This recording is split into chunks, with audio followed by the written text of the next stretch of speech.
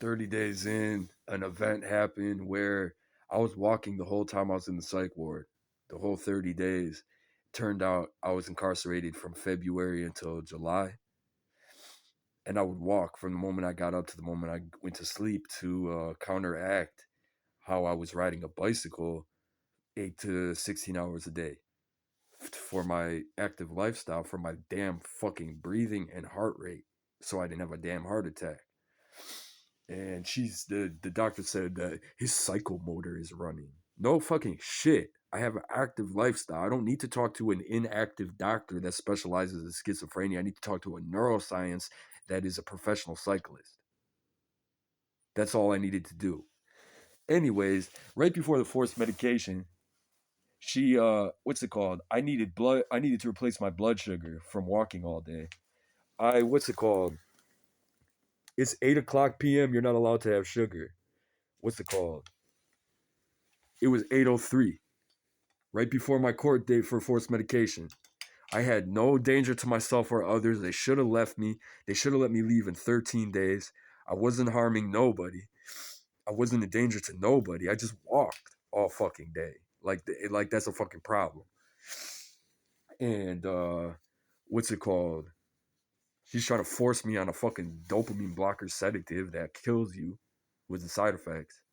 It was it was taken off the market, and what's it called? I'm refusing it the whole time because I'm on no drugs, and I don't want to be on no fucking drugs. I was sober at the time, and I don't need to be on no fucking drugs. I was sober at the time, aside from the opiate cannabis. That's what I need to this day. And what's it called? I asked her if I could have some sugar. She said no. It's be at past 8 o'clock. I said I need some sugar to replace my blood sugar. It's only 3 minutes after 8. Please give me some sugar. She said no. I said, if you don't give me some sugar, I'm gonna reach over the counter and grab it because it's right there, and I literally need to replace my blood sugar. Like I'm gonna fall down. And she said, go to your room. I said, I ain't your fucking dog.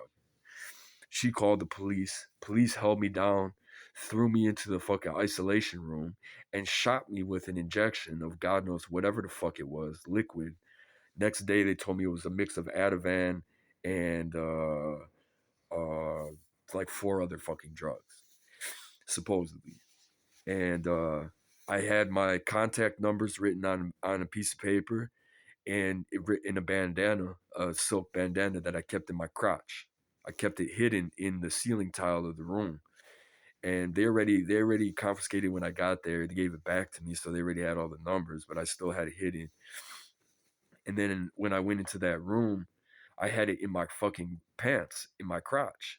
I put it next to my crotch right before I went to sleep. These contact numbers and what's it called? When when I was locked in the room, there's no bathrooms in there and a 24-hour camera. I was knocking on the door. I had to urinate, and I said, "Please help me go to the bathroom. I got to go to the fucking bathroom." They ignored me the whole fucking time for like an hour and a half, 2 fucking hours, or however long. And then I just thought to myself, "This drug's gonna make me pass out." It wasn't that long. It was probably like a half hour. I said, "This drug's gonna make me pass out." Uh, I'm starting to get loopy. I'm not gonna piss my pants while I'm sleeping, so I pissed in the corner of the fucking room. I had to. I had to urinate in the corner of the room. Excuse my language. Away from where I was laying down. Okay, there's no urine on me. There was no urine in my general area. I had to fucking piss on the floor because they ignored me. Then I passed out. I woke up the next day. The piss wasn't there, and neither was my contact numbers that was right next to my phallus in my pants. So I don't know what the fuck the nurses did to my crotch and my phallus and me when I was fucking sleeping, but they took my fucking numbers from me after they went in my pants, after they shot me with an injection the day before I had a forced medication hearing. Doctor the next day said it when she talked to me. She was the best she ever heard me talk, and I don't remember a fucking word that I said to her. Looped up, or whatever the fuck they gave me. Because that event happened, the judge passed the forced medication order and kept me in civil commitment. I still refuse the medication because to this day it's a fucking lawsuit. And what's it called? After like 40 days, the police would come 2 times a day, 3 to 5 state troopers, state police, or was it city police? And they would hold me down and inject me in my arm or my gluteus maximus 2 times a day with a sedative, dopamine blocker. And it was a fucking nightmare, man. Because I did not need that. I did not fucking need that at all.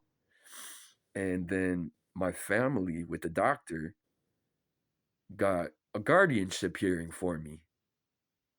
I couldn't talk to an attorney. I couldn't talk to any legal advice because of all that was happening. They passed guardianship over me.